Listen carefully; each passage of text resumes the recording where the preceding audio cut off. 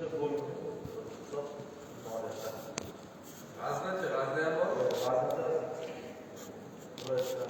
hurmatli deputatlar, sizlardan bitta narsa mana hozir avgust oyi, avgustga biza qurilish qiladigan bo'lsak, eng yonib turgan suv yo'nalishida, ichimlik suv emas, aholining tomorqasi yo'nalishida bizda 5 milliard pulimiz bor. Uni bir qismini suvdagi beramiz, qarzimizni to'laymiz. 6 milliard sotgan yerimizdan qishloq xo'jaligi yo'nalishida pulimiz bor. Lekin mana boshqa mana Perupparnina deputatlarida o'sha Perupparninasi yo'nalish qishloq xo'jaligidan chiqqan, yer sotgan. O'sha yo'nalishda yonib turgan har bir mahallani suvlashtirish kerak bo'lsa, tomorqa sug'orish kerak. Qishloq xo'jaligi yo'nalishi yongan masalamiz taklif beringlar, biza ish bo'lmasdan tez qilishimiz kerak. Biz bu pulni ishlatmasak ham baribir qolib ketadi. Hozir ariq to'g'irlashga, sug'orish tizimiga, qishloq xo'jaligi yo'nalishiga ishlatishimiz kerak. Qayerda shunaqa aholi qiynab turgan muammosi bo'lsa, tezroq beringlar, hisob kitobini qilib, tez uni egasini topib, zakazchigini topib, pulni chiqazib, nimadir ish qilaylik. Bu pul baribir ketadi, yo'q bo'ladi. Kelishdingmi? Rahmat.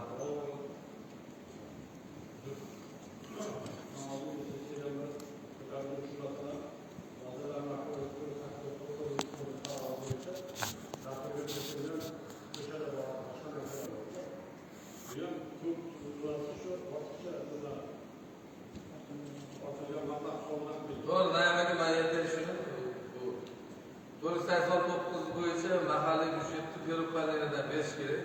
Bizda o'sha chastni arzimagan bor. Qurilish chasti bor, qishloq xo'jaligi chastida pul bor. Pulli bularning tilida aytganda kodi bor, yo'nalish. Qishloq xo'jaligi yerini sotishdan tushgan pulimiz bizda bor-da. Qishloq xo'jaligi bo'lmagan, qurilish uchun sotilgan yer puli soy bo'yiga olib qo'yadi. Soy bo'yiga topgan o'tgan. Shu 86 milliard qarzimiz bor. 86 milliard pulga o'shaga to'layapmiz. Auksionda sotilgan pullarni. Endi Perupparnina faqat soliqdan tushadi bizga. Soliq tushumini orttirib bajarsak, qurilishga ham va ichki yo'llarga 489 mahalliy byudjetdan bersak bo'ladi. Ular yilga 6 milliard pul beradi. 50 milliard berish kerak edi. Qolganini o'zlaring ber, o'zingda qolyapti.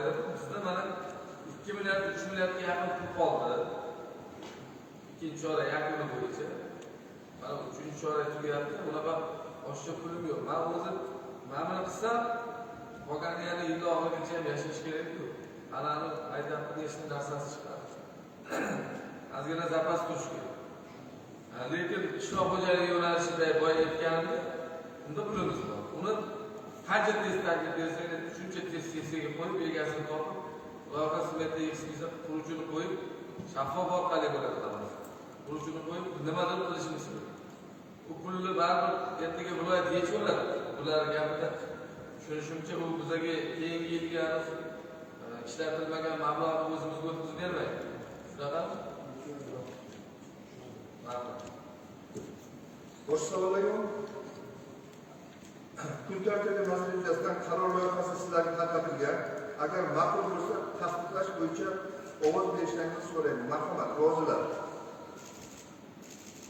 Qarshilar yo'q, betaraflar yo'q.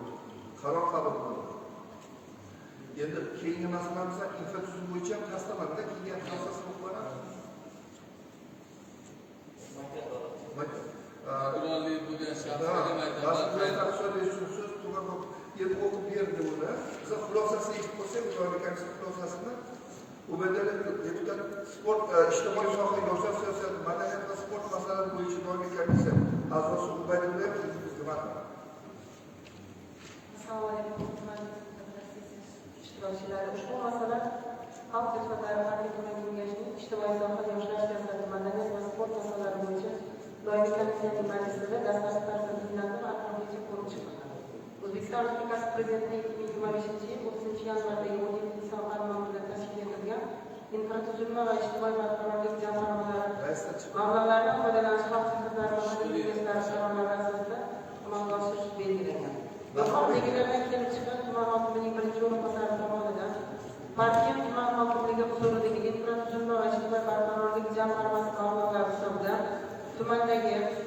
inklyuziv sinflari mavjud ta'lim maktablari ichki ko'chalarga alohida ko'zi ojizlar uchun yo'nalsa va tutuvchilar o'rgatilishi hamda korreksiya sinfxonalari uchun zarur jihozlarni xarid qilish xarajatlari uchun 732 million so'm miqdorda mablag'larni yo'naltirish taklif etildi.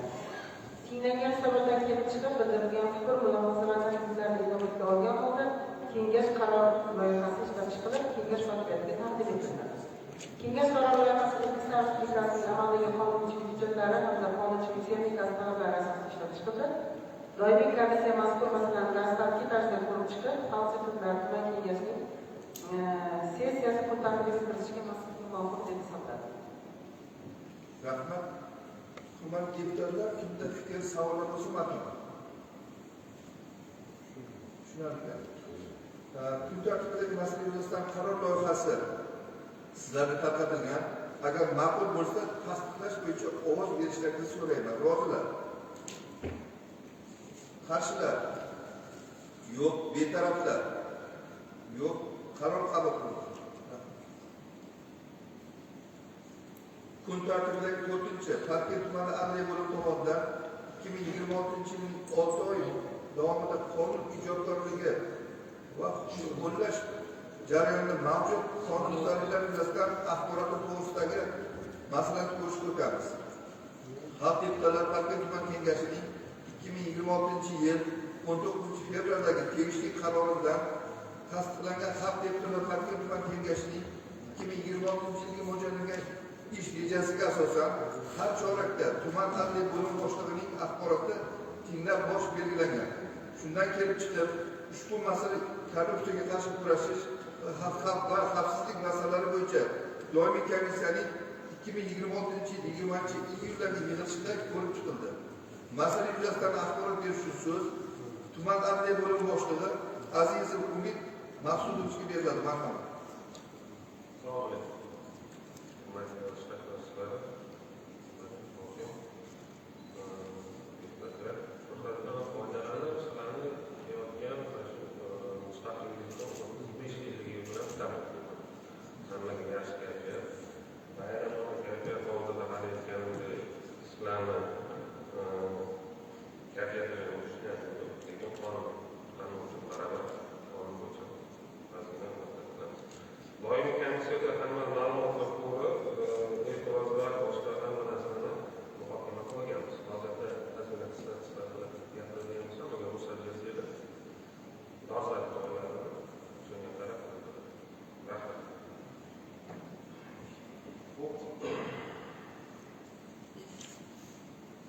Adliya bo'limi tomonidan 6 oy davomida huquqiy axborotni yetkazish bo'yicha 8% ko'paytirdik. Bu degani hozirgi paytda huquqiy targ'ibot kuni loyihasi doirasida 20 ta masalalarni qaror qildik. Buning ichida yoshlar o'rtasida huquqbuzarliklar, firibgarlik, o'sha jinoyatchilik, korrupsiya, boshqa turdagi huquqiy targ'ibotlar bo'yicha bundan tashqari har biriga 80 ga asosan yurgan holda ham uyga har bir xonadonga kirib ularni huquqiy jihatdan muammolari kelib chiqayotgan o'sha huquqiy munosabatlariga baho berib ko'rsatilib 680 ta xonadonni tanladik huquqiy targ'ibot doirasida. Bundan 7 ta tadbir o'tkazdik.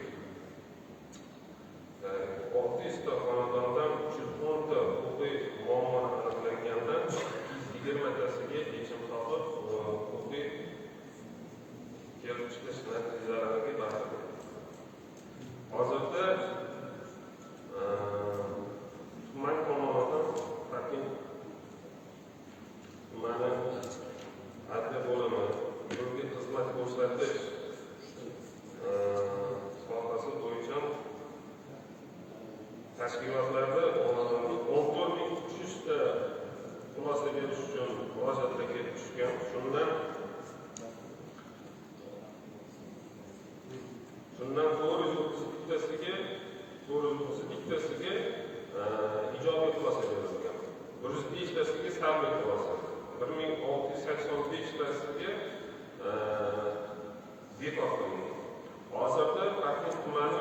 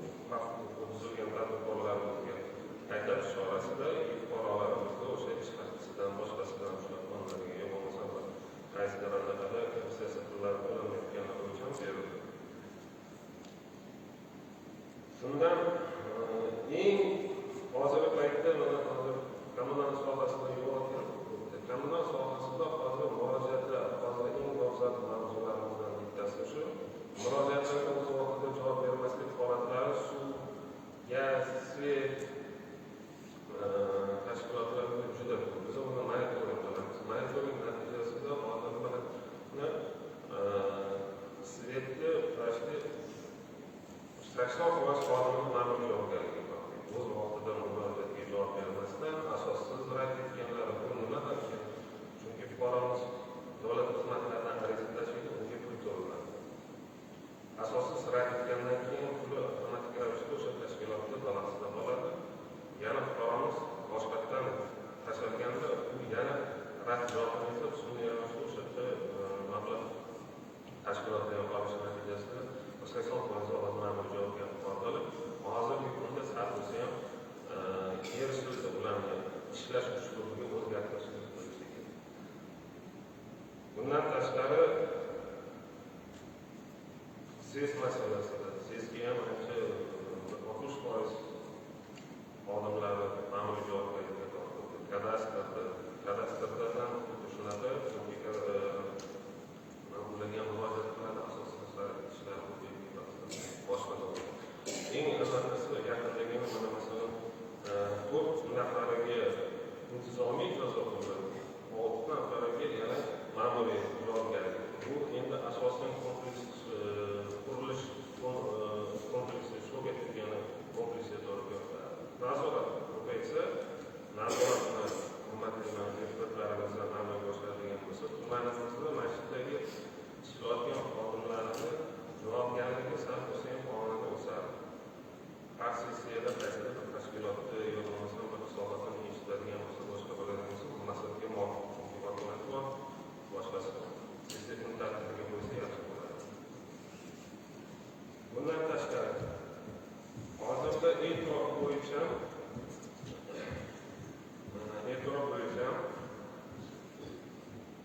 53 ta mahalladan 22 tasi qatlovdan o'tdi.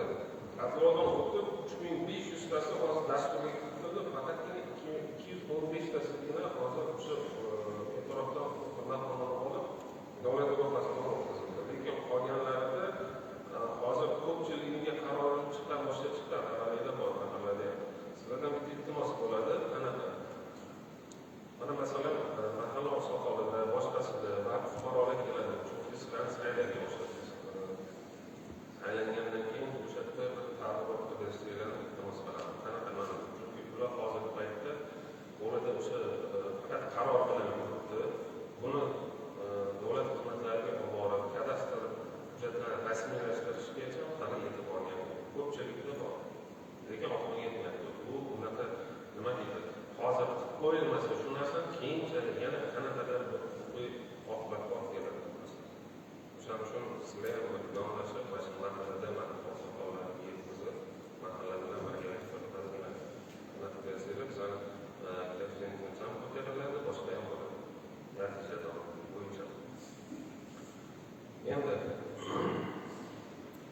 E-qaror elektron tizim bo'yicha 2026-yilning 1-choragiga davomida 407 ta hujjat qabul qilingan bo'lib, shundan 199 tasi hokim qarorlari, 192 tasi hokim farmoyishi, 37 tasi kengash qarorlarini tashkil etadi. Bularning monitoring natijasida ko'p qonun buzilish holatlari ham bor, boshqasi ham bor aniqlangan. Shu bo'yicha bizlar to'rtta qonunoma kiritganmiz, 2 ta ogohnoma berganmiz.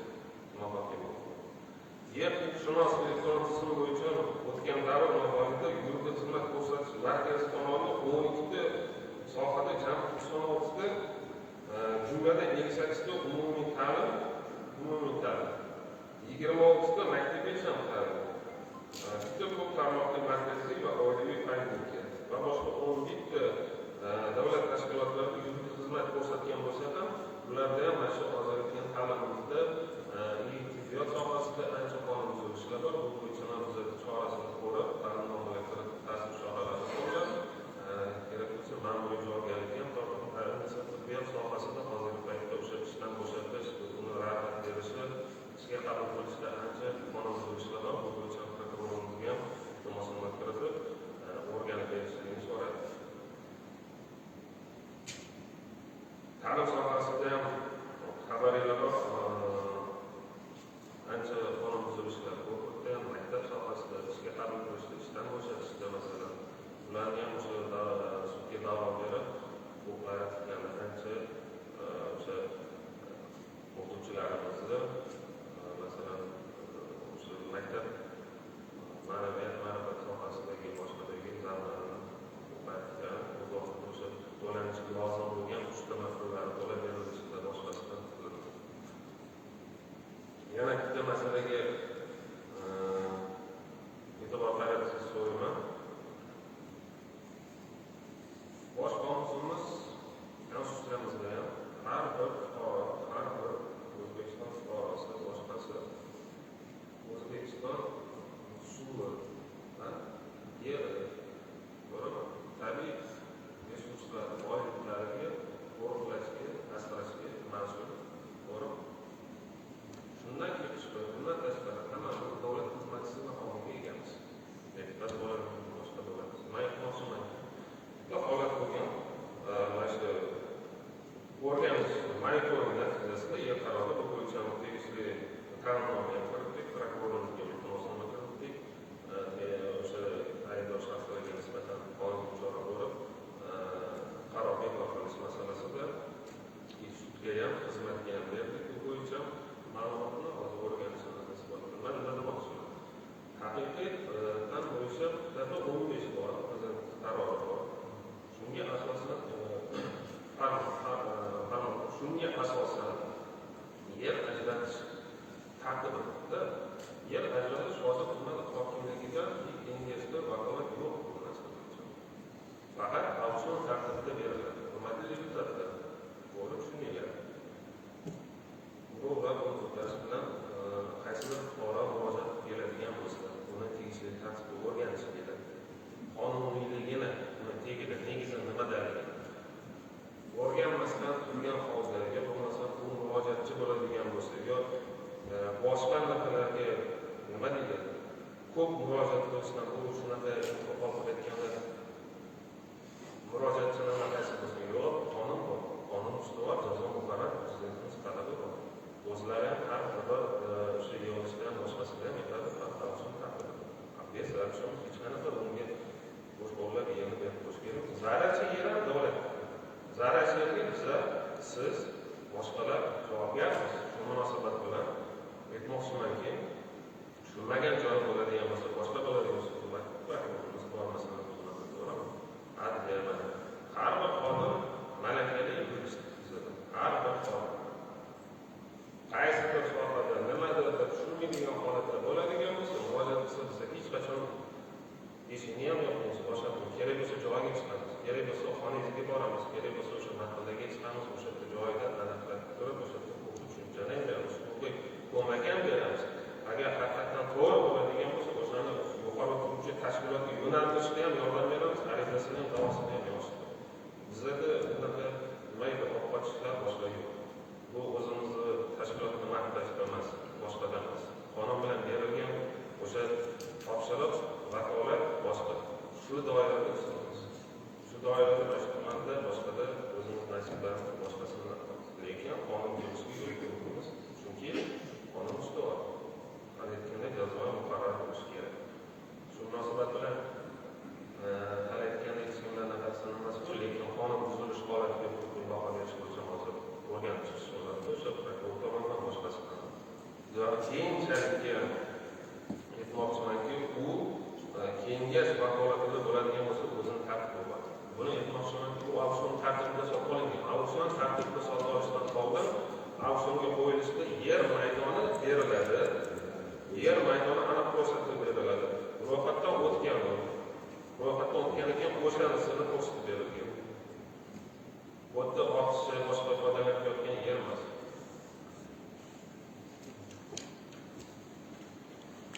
Qisqacha ma'lumotlar shundan iborat edi. Axborotni tugadi.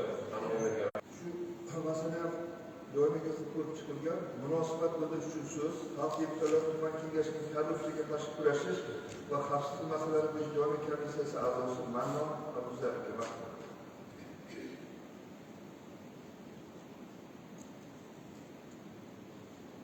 Deputatlar Parkent tuman kengashining korrupsiyaga qarshi kurash va xavfsizlik masalalari bo'yicha doimiy komissiyaning majlisida Parkent tuman adliya bo'limi boshlig'ining axborot dastlabki tarzda tinglanadi. Kengash qarori loyihasi O'zbekiston Respublikasining amaldagi qonunchilik hujjatlari hamda O'zbekiston Respublikasi Oliy Majlisining 2025-yil 28 amaldagi 55 qarori va qonunchilik texnikasi talablari asosida ishlab chiqarildi. Doimiy komissiya mazkur masalaning dastlabki kiritishni maqsad qilmoqda deb hisobladi. Sizlardan ushbu qaror loyihasini tasdiqlab berishingizni so'rayman. Endi bitta masala bor. Mana Umurtaka tumanida siz Angliyani boshlig'isiz, qonunchilarga qaraysiz. Mayli deputatlar sotga yer noto'g'ri bergan bo'lsa, uni hali ijara shartnoma masalasi birlashtirilgan shartnomaga qo'l qo'ymadan uni qaytaradi. Noto'g'ri bo'lsa shu sessiyada siz ham o'tirib, e'tiroz bildirish kerak. Birinchi masala. Deputatlar hammasi yuridik maqomga ega bo'lgan, yuridik diplomga ega bo'lgan fuqarolar emasda, nimalar emasda. Shaxslar emas. Bu birinchi masala. Uni bekor qilish masalasini keyin sessiyaga qo'yinglar. Taqdimnoma ham kelgan, ro'yxatdan ham kelgan bilan sizga chiqaman, misol sizga chiqadi. Ko'ringlar, ruxsatini qaytaraylik. Undan tashqari yer bo'limi senga topshirib, Abdulaziz shu fermer xo'jaligini batamom tugatish kerak. Meni fikrim. Sababi u nimada o'zi maqsadli foydalanadi. Bu ruxsatli yer nima bilan tungiman, lekin bor yerdan ham o'zi samarali foydalanadi. Bor yerni ham ahvoli yaxshi. Borsangiz bomba tushyapti. Na bir daraxti bor, na boshqa nima emish, nima ekanmish, nima kerak. Ana, suv ko'radigan yo'q, boshqa so'radi. Nohat ekkan. Nohat ekib fermer xo'jaligini tashkil qilib qo'ymaydi. To'g'rimi? Bozorchilik yo'nalishida berilgan bo'lsa, qishloq xo'jalik vazirligi nima eksang ekkin deydi. 18 bo'yicha olgan. 18 bo'yicha olgan bo'lsa, xohlagan narsasini ekan. Ani ko'ringlar o'rganib chiqaylik, lekin o'sha hisobotlarni haqiqat tavsiyani hisoblagan yeri koordinatlar asolida. Mana bunday chektirmagan ekanman. Bular kadastrchi bo'ladi, boshqasi bo'ladi, adliya bo'lmaydi. Faktikda qonun yuz hammaga barobar qaytarishimiz kerak.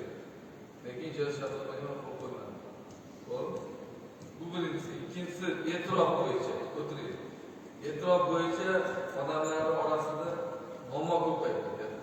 Siz shug'ullanib, men deputat sifatida so'rayman sizdan. Mana yo'l bo'ylarida qurilgan o'yinlar. Bundan 50 yil oldin qurilgan. Darojniy avtoyo'l qo'mitasi 342-sonli qarori 11-yil chiqdi. Adashmasam 11. U 11dan oldin qurilgan. Birinchidan. Ikkinchidan yo'l to'g'risida qonunda 50 metr degan bo'lsa, nima uchun o'sha yo'l chetini yer berish jarayonida yoki odamlar uy qurish jarayonida to'xtatmagan yo'lchi? Nima uchun hozir ular aziyat chekish kerak? Bu yo'l bo'yida ozmuncha odamlar uy yo'qmasdi. Men yo'l ichida mana hammadan yaxshi ko'p bilaman. Yo'l ichida shundoq 3 metrani yo'q qo'ygan. Lekin 40 yil, 50 yil bo'lgan.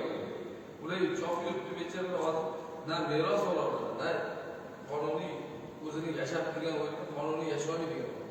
Na 2 marta to'lanadigan. Shuni Adliya vazirligi bilan bir azgina ishlab, xalqqa yordam berishimiz kerak. Mana shu fikrda. Qolgan masalalar yo'q bo'lsa,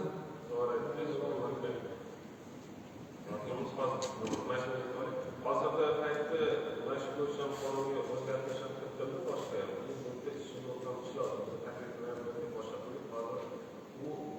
Umurtaka vazirlik yordam bermasa hech kimning qo'lidan kelmaydi. Sizlar ma'lum yoki kimnidir og'zaki gapirmay iltimos bilan bo'lmaydi. Bu bor narsa. U 342 ni ham vazirlar mahkamasi chiqargan. 437 qonuniy. Lekin har qonundan boshqasi ham prezident qarori qabul vazirlar mahkamasi qarori bilan yo nizomli yo nimadir tartiblar tashkillashtirish yo'nalishlari belgilanadi. O'sha 342 da yo'lni kategoriyasiga qarab yo'l uchun ajratilgan mintaqada eng kam 15 metr berilgan. Unaqa joy yo'q bizda yo'llarda. Shuning uchun uni qanaqadir yo'lini Adliya vazirligi bilan ishlab hal qilishimiz kerak. Taklifini berdi, topish kerak. Hozirda kadastrga bo'lgan shu masala bo'yicha qisqa muddat bergan ancha muammolar bor. Yo, mani o'zimga ham qabulda ham boshqada ham kelyapti. Yo'q, ko'pda bilaman. Avvalgi murojaatda ham ko'payib ketdi.